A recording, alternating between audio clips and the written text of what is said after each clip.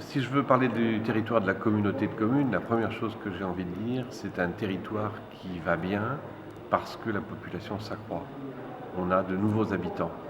Et ces nouveaux habitants, ce sont des jeunes actifs en majorité. Notre population s'accroît à peu près un peu moins de 2% par an, mais c'est une population qui c'est dans le bon sens. Cette dynamique démographique, elle se perçoit aussi dans la dynamique de création et de reprise d'entreprises.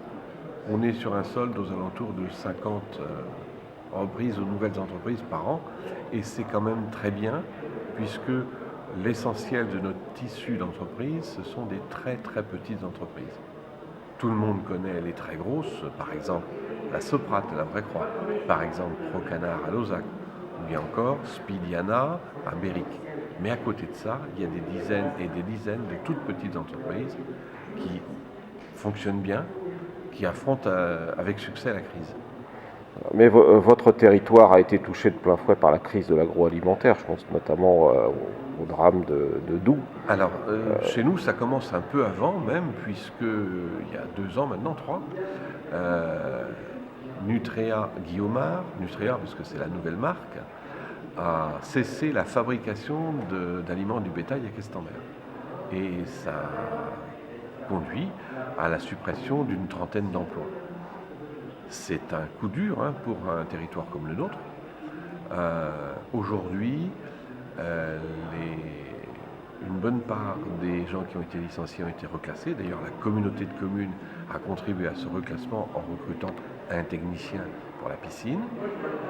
À côté de cela, l'entreprise Nutréa devait, dans le cadre de la procédure, financer un fonds de revitalisation qui représentait, je ne sais plus quel est le chiffre, je crois que c'est 150 000 euros, 135 000 euros pour les 2 sites bretons, Questembert et celui du Finistère. Chez nous, territoire de la communauté, ça a permis la création de plus de 20 emplois. La fermeture de la fabrication chez Guillaumard Nutréa, c'était peu de choses à côté de ce qui nous a frappé ensuite, puisque nous avons été touchés par la fermeture de certaines unités de Doux. Alors, sur le territoire même de la communauté, c'est à la Vraie-Croix, la partie Doux-Frais, il y a eu plus de 100 licenciements.